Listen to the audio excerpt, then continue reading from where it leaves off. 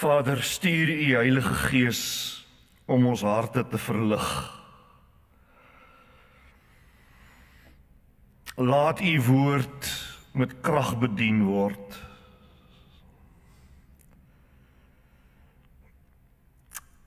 Om verlorenes na Christus te trek en kinders van die Here te versterk in die waarheid van die woord. Here, U woord leer dat dit 'n vreeslike ding is om in die hande van die lewende God te val. Hebreërs 10. Maar U het ook 'n weg tot redding en saligheid voorsien deur Jesus Christus, sodat elkeen wat in Hom glo nie verlore mag gaan nie, maar die ewige lewe kan hê. U is die regter van lewendes en dooies. En U oordeel is regverdig en waaragtig. Dit is so. En ons is bewus, en soos ons nou gaan sien, dat die dood en die doderyk uiteindelik in die vuurpoel gewerp gaan word. O, en daarom nader ons U ook in ons sag vanoggend. Here, ons wil nie vanmôre tot U nader met 'n groot meneerhouding nie, maar in alle ootmoed voor U die Heilige en voor hierdie skrif wat deur die Heilige Gees ingegee is. Here, laat ons genadiglik andermal, al is ons dit al so gewoond, dat ons tog wel andermal met alle aandag en konsentrasie en ook die inname van die waarheid sal kan luister. Vir Jesus se lof. Amen. So, ons kom dan vanmôre net by daardie 2 verse van Openbaring 20. Dis daardie laaste 2 verse.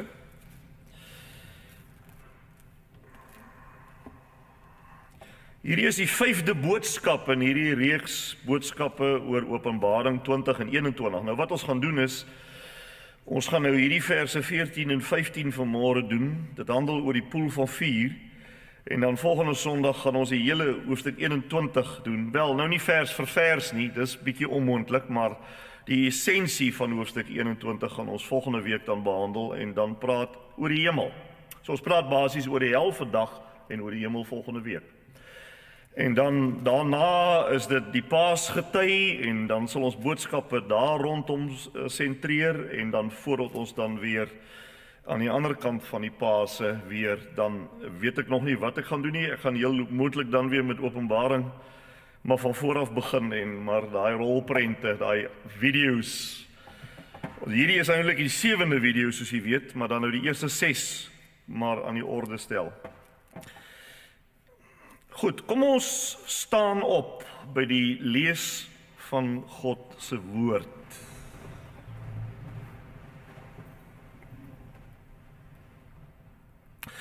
Dit is Openbaring 20 en by vers nommer 14.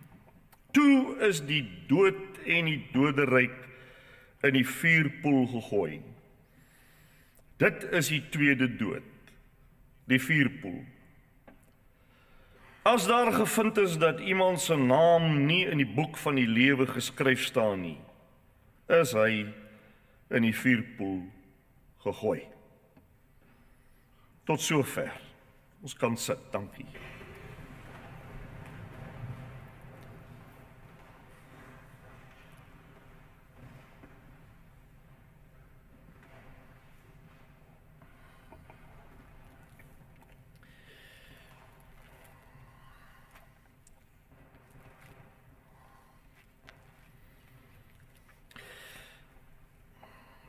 Gemeente, dieselfde woord van God, wat praat van 2 vaders, God en Satan, praat ook van 2 weë, die breë weg en die smal weg, en gevolglik ook van twee eindbestemmings, die hemel en die hel. Een van daardie twee vaders is op hierdie moment u Vader en my Vader, en op een van daardie twee weë bevind u en ek onsself, en op een van daardie twee eindbestemmings is u en ek besig om af te pyl met die spoed van lig. Keywords, waar gaan jy heen?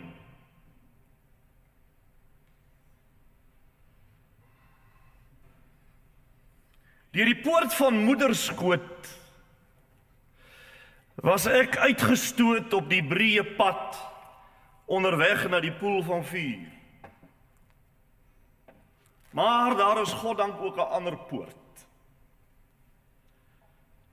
Die Here Jesus sê van homself in Johannes 10 vers 9, ek is die deur. Wie deur my ingaan, sal redding vind. En gevolglik is so 'n mens dan doodseker dat hy of sy die vuurpoel nooit sal sien nie. Die Bybel sê in Romeine 8 vers 16, dat by die kind van die Here, die persoon wat deur Jesus as die deur ingegaan het, in so 'n persoon se hart, in sy menslike gees, getuig die Heilige Gees, dat hy of sy 'n kind van God is. En die Bybel sê in Openbaring 20, die tweede dood, of die helse straf, het oor hom of haar geen mag nie. O, dis sekerlik die soetste versekering in die hele Bybel. Dat die tweede dood oor my geen mag het nie. En die tweede dood is die hel. Dit is die poel van vuur. 'n bloedgewaste kind van die Here sterwe liggaamlik en beleef die eerste opstanding, maar geen tweede dood nie. Hy of sy is onmiddellik by die Here, dit is die eerste opstanding. Maar die ongeredde mens sterwe ook liggaamlik en beleef die tweede dood, maar beleef geen eerste opstanding nie. Hy of sy is onmiddellik in die doderyk, die voorportaal van die hel. Dit is die tweede dood.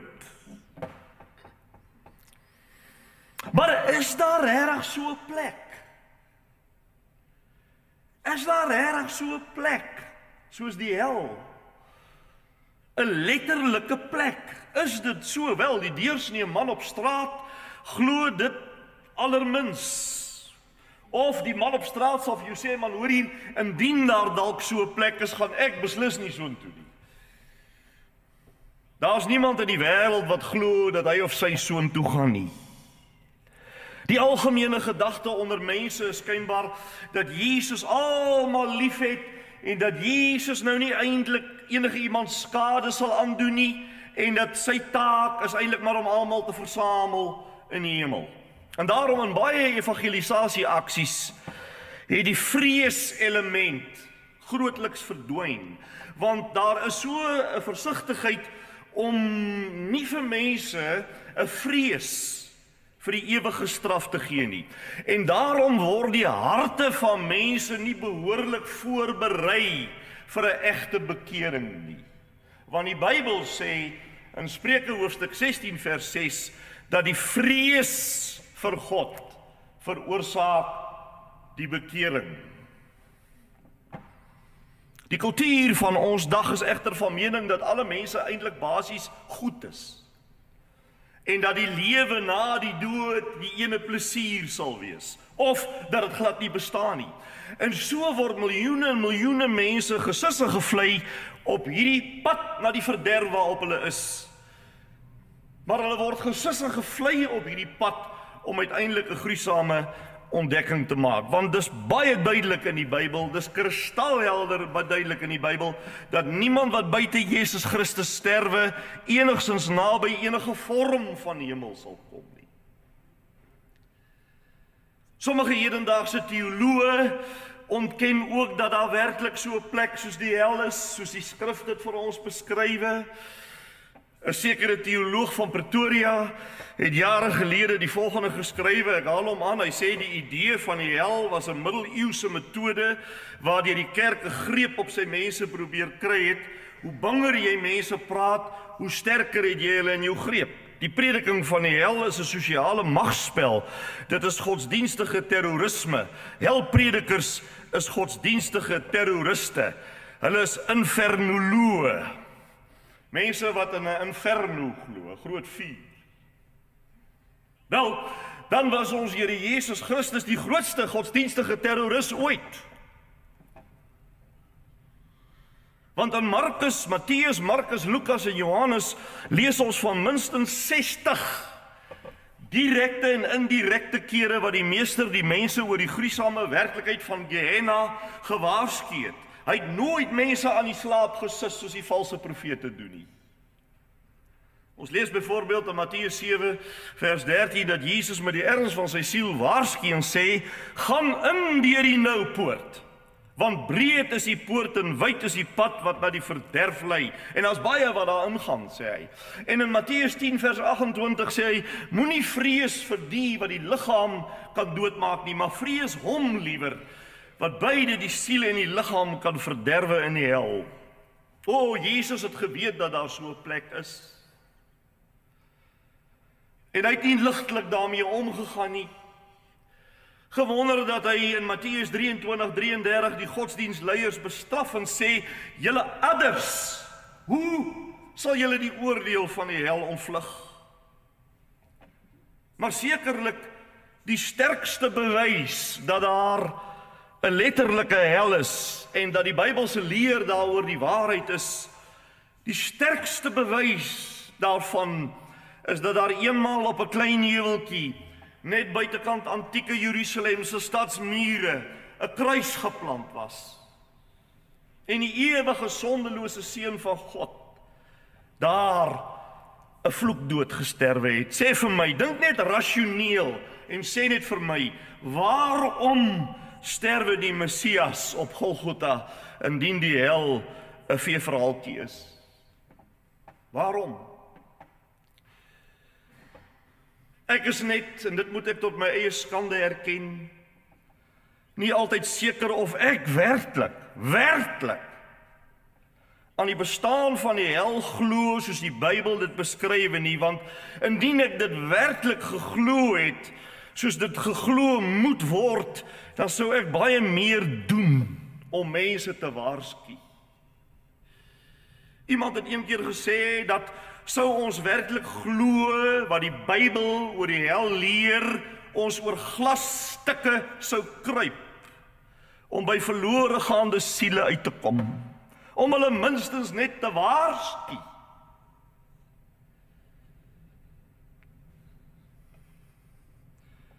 Maar die feit dat ons, en ek praat van myself, so baie keer dit nie doen nie, of so baie keer dit nalaat, of so baie keer net geen nie om nie houding het, wys mos dat ek dit nie regtig glo nie. Dis mos die bewys daarvan. Hoe kan ek dit glo en nie waarsku nie? Die interessante ding is egter dat die woord hel, wat in die Engels en in die Afrikaans so gebruik en vertaal word in ons Bybels, dat dit eintlik nie so presies so in die Bybel staan nie, maar dat dit 'n vertaling is van twee ander woorde, naamlik Gehenna en Tartarus. Tartarus word net in 2 Petrus 2:14 gebruik. Andersins Gehenna. Gehenna is afgelei van die vallei van Hinnom, net buite die ou antieke Jerusalem, suidwes van die stad. Dit was hier in die vallei van Hinnom, waar in die Ou Testamentiese tyd babas aan die afgode soos Moloch geoffer was, en waaroor die profete die mense gewaarsku het dat die goddelose se liggame in hierdie vallei van Hinnom neergewerp gaan word. Later van tyd het die vallei van Hinnom die ashoopgat van Jerusalem geword. Die stad se vullis is daarheen geneem en is daar verbrand, met die gevolg dat die dat dit altyd gesmeel het en gerook het met wurms wat krioel. Selfs die lyke van misdadigers is daar verbrand. Maar veral as gevolg van die kinderoffers in die Ou Testament tyd het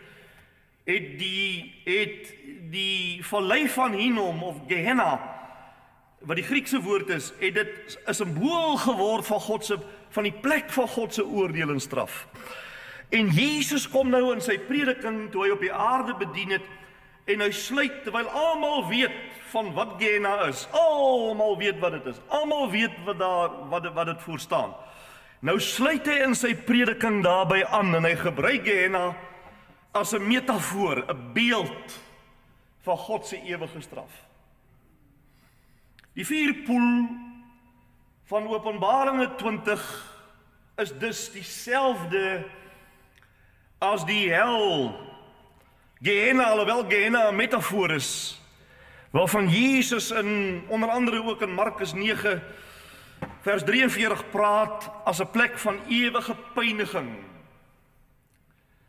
In Lukas 12 vers 5 sê die Here eksplisiet, dis 'n baie belangrike teks hierdie, 12 vers 5, hy sê eksplisiet, dat die ingang in Gehenna, wat die stortingsterrein van Jerusalem is, wat dag en nag gespeel het, hy sê, nou dink die mense, gaan ons in die asloopgat van Jerusalem gewerp word. Dit klink so.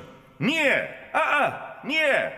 Hy gebruik dit net as 'n metafoor. Hy sê eksplisiet in Lukas 12 vers 5, dat die ingang in Gehenna na die fisiese dood plaasvind. Met ander woorde, dit kon nie Gehenna letterlik wees nie. En in Markus 9 vers 45 praat Jesus ook van die vuur van Gehenna, wat nooit uitgeblus sal word nie, sê hy, 'n ewige vuur dus, wat jou wys dat dit ook nie Gehenna kon wees nie, want vanselfsprekend sou hy een of ander tyd ophou brand. Jesus praat dus duidelik van 'n ander plek, waarvan die Jerusalemse Gehenna, wat almal geken het, 'n metafoor was. Die hel is 'n eindelose toestand van vuur, pyn en kners van tande en buitenste duisternis, Matteus 8:12. Net soos wat die ashoopgat buite Jerusalem voortdurend gespeel en gebrand het. En so kan 'n mens voorbeeld op voorbeeld uit die Nuwe Testament aanhaal. Ek dink sommer ook aan Paulus se woorde in 2 Tessalonisense 1 vers 8. 2 Tessalonisense 1 vers 8, wanneer hy sê, ek haal hom aan, wanneer hy sê, wanneer die Here Jesus met sy magtige engele in 'n vuurvlam uit die hemel verskyn, sal hy die mense straf wat nie vir God ken nie, en wat die evangelie van ons Here Jesus nie gehoorsaam nie. Hy sê, die ewige verdoemenis sal hulle straf wees, altyd geban uit die teenwoordigheid van die Here en van sy magtige heerlikheid. Op dieselfde manier kon die ryk man van Lukas 19 vers 19 tot 31, wat in die plek van pyn was, kon hy op geen manier oorgaan na Lazarus wat by Abraham was nie. Hy kon ook geensins self sy liggaam verkoel kry nie. Daar was vir hom geen hulp nie. Jy weet, daar skrifverse in hierdie verband wat vir my altyd koue rillings gee. En ek dink veral aan 'n paar uit Judas brief en ook uit 2 Petrus 2 wat vir jou wys hoe die hele skrif se getuienis ooreenstem oor hierdie saak. Maar hierdie verse is vir my bo verdenking. Dit sê eenvoudig, dit is soos dit is. Judas, wat 'n fisiese broer van Jesus was, die Bybel sê dat Jesus 'n klompie broers en susters gehad het by Josef en Maria se kinders, jonger as hy. En Jakobus, wat die brief in ons Bybel geskryf het, was een van hulle, en Judas, wat die Judasbrief geskryf het, was 'n ander een van hulle. En dan sê Judas, daar is net een hoofstuk, in vers 6, dan sê hy, die engele, dan verwys hy na die tyd van Noag, dan sê hy, die engele wat gesondig het in die antieke tyd, word, en nou gebruik hy die teenwoordige tyd, die praesens in die Grieks, word nou deur God, en is duisende jare later, deur God in ewige kettings in somber duisternis gevange gehou, tot op die oordeel van die groot dag. Met ander woorde, ons is vanmôre, so wat ons in hierdie kerk sit in 2025, is ons nog nie by die oordeel van die groot dag nie. Dit beteken dat hierdie engele nou 2000 jaar na Judas geskryf het, nog steeds in kettinge is. En in vers 7 praat hy van die mense van Sodom en Gomorra, en dan sê hy, en dan gebruik hy weer die presens, hy sê die mense van Sodom en Gomorra ondergaan tans die straf van die ewige vuur. En in vers 13 sê hy, praat hy oor die vals leraars, dan sê hy, God hou vir hulle, dis mense wat van die waarheid afvallig geword het, God hou vir hulle plek gereed in die diepste duisternis waar hulle vir ewig sal bly. En dan het ek vir u gesê, die ander gedeelte is 2 Petrus, is Judas, en dan 2 Petrus 2, wat baie met Judas ooreenstem, en dan sê Petrus in vers 9, God hou die ongeregtigdes onder straf. Hy hou hulle in 'n bewaarplek onder straf vir die dag van oordeel. Nou, terug na ons skrifgedeelte van vandag. Openbaringe 20, die laaste 2 verse. Johannes sê, en ek het gesien, en die dood en die doderyk is in die vuurpoel gewerp. Dit is die tweede dood. As iemand se naam nie in die boek van die lewe gevind is nie, is hy of sy in die vuurpoel gewerp. Met ander woorde, ingewerp, omdat niemand dit self sal doen nie. Niemand sal self ingaan nie, en daarom sal al die miljoene, en ook al die engele wat geval het, sal almal ingewerp word. Hierdie 2 verse is so duidelik. Vriende, net hierdie lees van hierdie 2 verse is so helder, duidelik verstaanbaar, is dit nie? Beide die dood en die doderyk sal afgeskaf en beëindig word. Is dit nie wonderlike nuus nie? Niemand sal ooit weer sterf nie, en die doderyk sal nie meer langer gebruik word as 'n bewaarplek vir almal wat sterwe nie. Want almal wat binne in die doderyk is, word in die poel van vuur gewerp om ewig daar te bly. Dis die tweede dood, sê hy, vir die verlore mens natuurlik, dat die dood na die aardse dood is. Die tweede dood. En wie is dit? Wie is dit? Hy sê, wie is dit wat gewerp word? Hy sê, dis almal wie se name nie in die boek van die lewe geskrywe was nie. Met ander woorde, alle mense buite Jesus. Almal wie nie in Christus tot wedergeboorte en redding gekom het nie. Kan jy sien waarom ons dikwels sê, en dit nie kan ophou sê nie, dat iemand wat nie seker is van sy of haar saligheid nie in doodsgevaar verkeer? Dit klink soos vrees inboesem, maar eintlik is dit net die doodgewone waarheid. Maar vir ware Christus gelowiges is daar geen vrees vir die tweede dood nie, omdat Christus vir hulle gesterwe het. En hulle op daai manier die mag van die tweede dood verlos het, sê die Bybel. Maar die tweede dood is die finale bestemming van almal wat nie, wie se name nie in die boek van die lewe, die boek van die lam geskrywe is nie. Die begrip boek van die lewe natuurlik verskyn meermale in die Bybel, en dis doodeenvoudig om met gewone Afrikaans te sê, dis doodgewoon die register van die wat aan Christus behoort. Word ook genoem in Filippense 4 vers 3 en vroeër in Openbaring 3 vers 5. Dit bevat die name, met ander woorde, van almal wat aan Christus toebehoort. Maar wat presies is hierdie doderyk waarvan ons hier lees en wat ons so baie in die Bybel van lees? Wel, die gegevens wat ons uit die Bybel het oor die doderyk is eintlik nie so baie so wat 'n mens dink nie, eintlik maar 'n bietjie aan die skraalkant, en daarom weet ons nie presies regtig al die feite nie, maar die afleiding wat ons kan maak, wat ons beslis kan maak, is dat die doderyk word in die Ou Testament word dit Sheol genoem, en in die Nuwe Testament Hades. Dit is presies dieselfde ding. Dit is net 'n Hebreëse woord en 'n Griekse woord. Sheol, Ou Testament, Hades, Nuwe Testament, en dit beteken doeteenvoudig 'n versamelplek. Hades, kom ons gaan nou maar na die Nuwe Testament toe. Hades is 'n breë spektrum begrip wat net doodgewoon beteken 'n versamelplek vir gestorwenes. En dis nie die finale poel van vuur nie. Maar tog is die eienskappe van die Hades dieselfde wat betref die verlorenes wat daar is dit dieselfde eienskappe as die van die hel. En dit sien 'n mens weer eens soos ek net nou genoem het in Lukas 16, waar Jesus baie duidelik sê dat Lazarus het gesterwe, hy is in die doderyk, by die boesem van Abraham. En die ryk man gesterwe, en hy is in die doderyk, en hy is in vuur en pyn. Met ander woorde, die eienskappe van die hel is ook daar.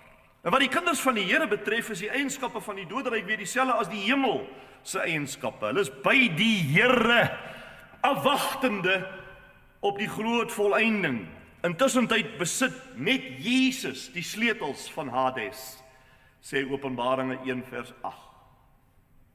So, 'n mens kan dus uit Lukas 16, om maar weer daarna terug te verwys, van die ryk man en Lazarus, kan 'n mens aflei dat die doderyk uit 2 afdelings bestaan.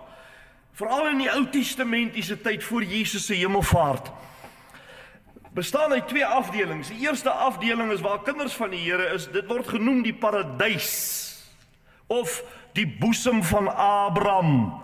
En dit is in die direkte vreugdevolle teenwoordigheid van die Here, met toestande wat soortgelyk is aan die hemel.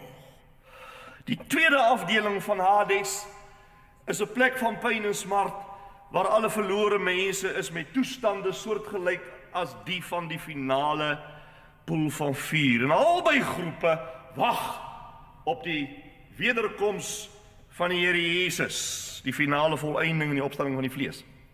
Nou, daar is skrifverklaarders, en ek wonder of hulle nie reg is nie.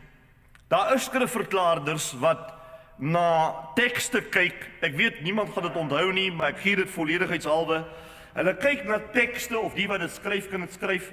Hulle kyk na tekste soos Efesiërs 4, 8 tot 10 en Filippense 1:12 en 2 Korintiërs 5:8. Daai 3 tekste. Hulle kyk daarna, dan sê hulle vir hulle self, jong, ons wonder of nou na Jesus se opstanding, na sy hemelvaart, of gelowiges wat sterf, lyk dit vir ons, gaan nou nie meer na die paradys, na die boesem van Abraham as die hemelafdeling van Hades nie, maar gaan direk na God se hemel in Christus se teenwoordigheid.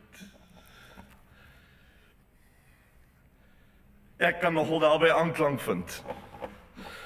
Maar dit maak nie eintlik regtig saak nie. Want beide, die hemelafdeling van Hades, is tydelik, of die direkte hemel, finale hemel van God, dis ewig, vertoon presies dieselfde eienskappe. As dit so is, soos ek nou gesê het, dan bestaan die doderyk of Hades sedert Jesus se hemelvaart voort net as 'n bewaarplek van gestorwe verlore mense. En kan die woord Hades dan ook met hel vertaal word? Verstaan almal dit? En op die ou einde het jy 3 woorde in die Nuwe Testament wat met hel vertaal word, naamlik, wie kan dit onthou? Wat is daai eerste een nou weer? Wie kan dit onthou? Wat is die eerste een? Kom gou. Die eerste een. Hoe? Nee. Tartarus word net een keer gebruik, 2 Petrus 2:14. En dan die ander een, Gehenna, en die ander een, Hades. Gehenna, Tartarus en Hades. En dit word ook so vertaal. Maar wat soos 'n paal bo water staan, vriende, is dat Matteus 25:46, die bekende gedeelte van die skape en bokke, dat vers 46 duidelik sê, dat na die finale oordeel, dis die wittroonoordeel waarvan ons laas Sondag gepraat het, dat na die finale oordeel gaan die regverdiges na die ewige lewe, daaroor praat ons volgende week, en die goddeloses na die ewige straf. Terug nou Openbaring 20. Die doderyk, Hades, gee sy dooies op en word in die poel van vuur gewerp. Dit wys vir ons dat Hades nie die finale hel is nie. maar 'n tydelike plek, 'n stoorkamer, 'n tydelike plek van bewaring van veral ook ongelowiges totdat hulle geoordeel word, en ook engele, Sodom, Gomorra, die hele lot, almal waarvan ons net nou gepraat het uit Judas. Almal uit die Ou Testament, almal is daar. Die dood en die doodryk word dan self in die vuurpoel gewerp, wat met ander woorde wys op die finale afskaffing van die dood as vyand. En die beëindiging van die bestaan van die doodryk. Die stoorkamer word toegemaak en hy verdwyn. Hy's weg. Dood afgeskaf vir altyd. Die vraag is, sal die verblyf in die hel vir ewig wees? Prediker, ek verstaan al hierdie goed kom uit die Bybel uit, maar ek moet eerlik sê, dit klink vir my net te erg. Daarom vra ek, en ek sluit met hierdie twee vrae. Die eerste een van die twee vrae is dit: sal die verblyf in die hel vir ewig wees, met geen hoop op verlossing nie, na 10 miljoen jaar niks? Daar's baie mense wat vasklou aan hulle sonde. Hulle klou vas aan hulle buiteegtelike verhouding. Hulle klou vas aan hulle owerspelige verhouding. Hulle klou vas aan hulle troetelsondes, die goed wat hulle liefhet, wat hulle nooit sal opgee nie. Ek wil vir jou vra, my vriend, hoe vergelyk dit in kontras met 'n ewigheid in die vuurpoel wat nooit stop nie? Hoe vergelyk dit? Is dit die moeite werd, sondaar? Is dit die moeite werd? Die onomwonde antwoord van die Bybel om daai vraag, is dit 'n ewige verblyf, is ja. Die Bybel sê in Openbaring 14:11, die rook van hulle pyniging trek op tot in ewigheid, en hulle sal geen rus dag of nag hê nie, tot in ewigheid. Maar die belangrikste vers in hierdie verband, en daar's 'n hele paar, ek laat dit uit terwille van tyd, maar die belangrikste vers in hierdie verband om hierdie vraag te antwoord is Matteus 25:46, die een waarna ek net nou verwys het, wat verband hou met die skape en die bokke, die skeiding. Dan staan daar van die bokke, in vers 46, dan staan daar, en dan van die skape, dan staan eers van die bokke. Hulle sê, hulle, dis die bokke, sal weggaan in die ewige straf, maar die regverdiges, die skape, in die ewige lewe. Kan jy sien hoe die ewige straf direk gekontrasteer word met die ewige lewe? Met ander woorde, as die lewe van die gelowiges vir altyd voortduur, dan moet die straf vir die goddeloses ook vir altyd voortduur. Hy trek 'n direkte is gelyk aan teken. Moenie hierdie teks vergeet nie. Matteus 25:46. Nou die volgende vraag. Daar's 3 vrae. Ek het gesê 2, maar daar's 3. 2. Wat sal verlore mense in die hel ervaar? Sal dit 'n heerlike partytjie wees, saam met vriende? Dis wat mense op die strate vir ons sê, we gonna party. Die ouens sê, ek gaan saam met al my drinkers en al my reerders, almal my ou vriende, ons gaan almal 'n partytjie hê, en dit gaan lekker wees. Gaan dit so wees? Die teendeel is waar. Die teendeel sê dat al is al jou ongeredde familie daar, jy gaan stoksiel alleen voel. Al is daar miljoene mense, sal elke individu totaal geïsoleerd en eensaam en alleen wees in ewige duisternis. Want dis wat sonde aan die hart van die heilige God gedoen het, kan jy sien.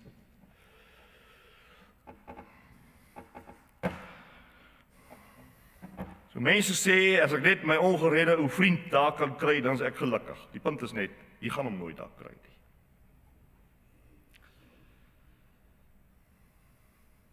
En daarbij is dit 'n plek van intense pyniging. Die Bybel sê in Openbaring 14:11, die rook van hulle pyniging trek op tot in ewigheid en hulle het geen rus. Dis vir my vreeslike ding hierdie. Hulle het geen rus dag en nag nie. Dit nie 'n einde aan As daar nie 'n einde kan kom nie, as ek nie rus het nie. Tweedens, dis 'n vuur wat nooit ophou brand nie. In Matteus 25:41 sê Jesus, gaan weg van my julle vervloektes, in die ewige vuur, wat voorberei is vir die duiwel en sy engele, en dan ook vir alle verlore mense. Dis beter om jou, Jesus sê, as jou hand jou laat struikel, kap hom af. Dis vir jou beter om met net een hand in die lewe te gaan. Dis vir jou beter om vermink in die lewe te gaan, as om twee hande te hê en in die hel te gaan in die onuitblusselike vuur, sê hy. En dieselfde ook by die ryk man in die hel, in die doderyk in Lukas 14, Lukas 16 wat sê, hy praat met Abraham, doe daar in die ander afdeling van die doderyk en dan sê, ek ly pyn in die vlam, bekende woorde. Derdens is dit 'n plek van duisternis en absolute skeiding van God. Ons het net nou hierdie teks gelees, né? 2 Tessalonisense 1:9 waar Paulus sê, hulle sal as straf ondergaan 'n ewige vernietiging weg van die teenwoordigheid van die Here. Dit maak die hel, is dit nie, en van sy heerlike krag. Uitgewerp, sê Jesus in Matteus 8, in die buitens, dis hoekom ek dit kombineer. Dis 'n skeiding van God, maar dis ook 'n duisternis. 'n plek van geen hoop nie. Vierdens is 'n plek van smart en 'n geween en 'n geknars van tande. Jesus sê dit so, Matteus 13:50 sê hy, daar sal 'n geween wees en 'n geknars van tande. Met ander woorde, dit dui op intense wanhoop. Wanhoop. Dis 'n plek sonder hoop. Ek weet nie hoe moes die ryk man gevoel het toe Abraham vir hom sê, daar's 'n groot kloof. Lukas 16:26. Daar's 'n groot kloof tussen ons en julle. Dis die twee afdelings van die Hades. Sodat die wat hier vandaan wil oorgaan nie kan nie, en die wat daar vandaan wil oorkom nie kan nie. Nog 'n ding wat die mense op strate vir ons sê, ag, God sal my wel vergewe eendag. Maar die Bybel sê nee, daar is nie 'n tweede kans op verlossing nie. Nou, hier is die derde vraag. Sal 'n God van liefde 'n sondaar na so 'n plek toe stuur? Dis 'n vraag wat ons altyd hoor. Man, 'n slegte mens sal nie eens kookwater op 'n hond of 'n kat gooi nie. Hoe sal 'n God van liefde skepsels van hom vir ewig hel toe stuur? Ek kan dit nie glo nie. Vriende, ons redeneer so omdat ons 3 denkfoute maak. Ons maak 3 denkfoute wanneer dit oor hierdie verskriklike belangrike saak gaan. Die eerste denkfout wat ons maak is, ons dink aan die sondaar as iets soos 'n arme drenkeling in die water wat gered moet word, terwyl die Bybel die sondaar teken as 'n misdadige, arrogante rebel wat in 'n staatsgreep teen die koning is en wat die doodstraf verdien. As jy aan redding dink, dan moet jy nie dink aan redding soos 'n boot wat gaan en dan sien hy 'n ou in die water en dan sê die kaptein stop en dan red hulle hom nie. Doen hulle dit nie, sou hulle boewe wees. Dis nie wat ons bedoel met redding in die Bybel nie. Redding in die Bybel beteken dat die koning misdadige, arrogante rebelle wat besig is om 'n staatsgreep teen sy koninkryk begenadig. Tweedens, die tweede denkfout is dat ons dink sonde is iets minder ernstig. Eintlik maar net 'n ligte defek wat selfs net met probeerslae kan reggestel word. Ons dink heeltemal verkeerd oor wat sonde is. En dan derdens dink ons verkeerd aan God. Ons dink God is 'n goedige ou paadjie wat daar iewers tussen die sterre sit en wat nie kan wag om geskenkpakkies uit te deel nie. En dit terwyl die Bybel vir ons leer wie God is. Ons moet altyd na die skrif kyk. Die skrif sê, wat is sonde? Die skrif sê, wat is die sondaar? En die skrif sê, wie is God? Die Bybel leer dat sonde die ewige dood verdien, Romeine 6:23, omdat sonde 'n vergrype is aan God self en sy volmaakte wil en wet. 1 Johannes 3:4. En daarbey is God nie net liefde nie, God is ook heilig. God is ook regverdig, hy moet die sonde straf. Hy kan nie die sonde ongestraf laat bly nie, omdat sonde 'n vergrype is aan die oneindige ewige God, is die straf daarom ook ewig en oneindig. As jy besef wie God is, as jy besef wat sonde is, dan besef jy en verstaan jy baie gou waarom die hel is presies dit wat die Bybel sê dit is. God se geregtigheid vereis dat sonde gestraf moet word. Romeine 6:23. Maar sy liefde het 'n weg tot redding voorsien deur Jesus Christus. Alles wat die hel definieer, het op Jesus neergekom toe Jesus aan die kruis gehang het. Hy was die weerlig afleier, wat die volle impak van die toorn en die oordeel van God op homself geneem het, sodat mense in hom beskik kan word. Dis waarom jy nie buite Jesus om 'n kind van die Here kan wees nie. En daarom is die evangelie so dringend. As die evangelie sê in Hebreërs 3:15, vandag as julle sy stem hoor, moenie julle harte hard maak nie. Hoe kan 'n mens dan, hoe kan u en ek die ewige straf van die hel ontvlug en vir die Here in godsvrug beginne lewe? Hoe kan dit gebeur? Jy weet, na alles wat ons gesê het, en ons het maar net 'n bietjie gesê, ek het 'n preek van 1 uur en 'n half nou verkort tot 40 minute gister en vandag. Daar's baie meer om te sê. Die oorspronklike manuskrip het ek uitgevee, maar daar's baie meer om te sê, maar selfs net deur dit wat ons gesê het, is dit baie duidelik dat niks wat 'n mens probeer vermag kan jou red nie. Niks nie. Nie uit hierdie verknorsing nie. Niks nie. Die enigste uitkoms, vriende, is die uitkoms wat God self voorsien het. Die Here Jesus Christus en sy kruisdood en sy opstanding. Dis die uitkoms wat God self voorsien het in sy goedheid en in sy liefde. En daarom moet jy die saak met hom uitmaak. Jy moet die saak met hom uitmaak. Romeine 8:16 sê, die Heilige Gees getuig in ons menslike gees dat ons kinders van God is. Dis die sogenaamde testimonium spiritus sancti internum. Die getuienis, die testimony, die testimonium, dis Latyn, spiritus, gees, sanctus, heilig, internum, innerlik. Die testimony, die getuienis van die Heilige Gees innerlik. Verstaan almal dit? Die getuienis, die Heilige Gees is 'n persoon.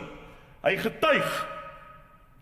Die getuienis van die Heilige Gees in my menslike gees, dis innerlik, dat ek 'n kind van die Here is. Maar waar hierdie getuienis van die Heilige Gees ontbreek, is dit dringend noodsaaklik om die naam van die Here aan te roep. Jy kan nie maar net aangaan soos gewoonlik nie. Die enigste manier om hierdie twyfel en hierdie onsekerheid weg te vee, is deur vandag seker te maak. Moenie sê, jy weet, ek dink ek het iewers op skool die Here aangeneem nie. Moenie dit doen nie. Moenie dit doen nie. Moenie dit doen nie. Daar's te veel mense wat nog nie waarlik sekerheid het nie, wat nie hierdie testimonium spiritus sancti internum het nie, maar hulle stel uit, want môre is nog 'n dag. Môre is nog 'n dag.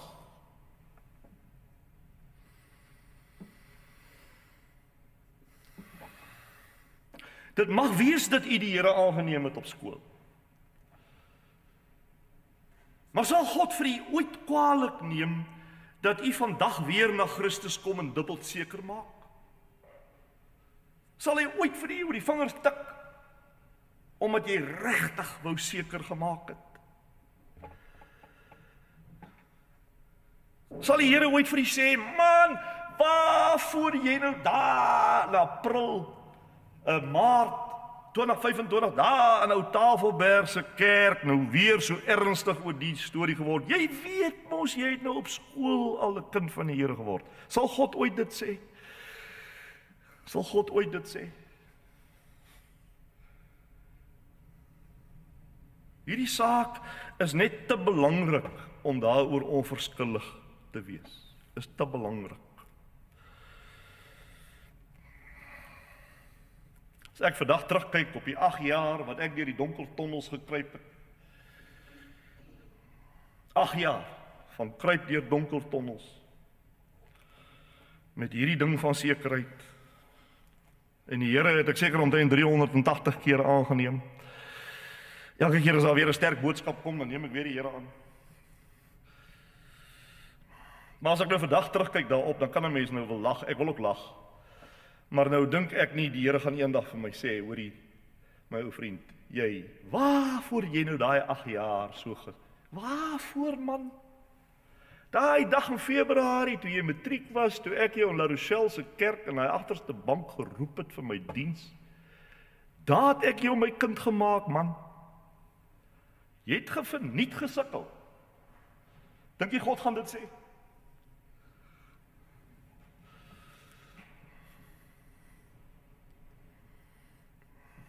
Die saak is te belangrik om daaroor onverskillig te wees.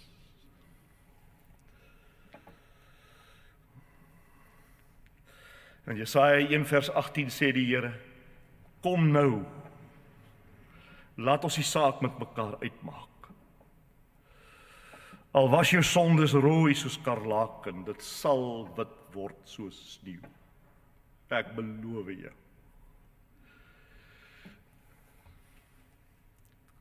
Kom nou, sê.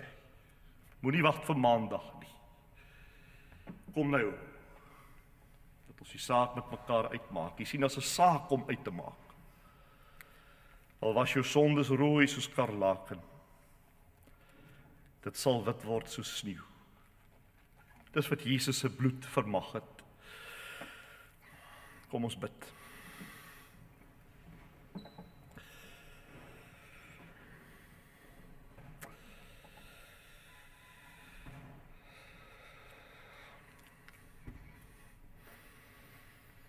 As jy wil, kan jy hierdie hart na die Here ophou. Die Here weet van u.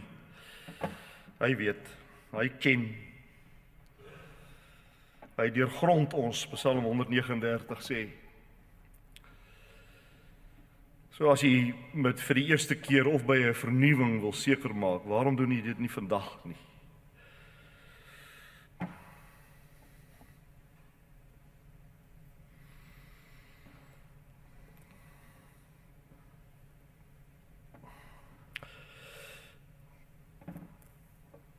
Here, ons kom en bid, soos Psalm 119:11 sê, dat u die woord wat gespreek is in ons harte sal bewaar, sodat ons 'n vrees en bewering ons verlossing mag uitleef.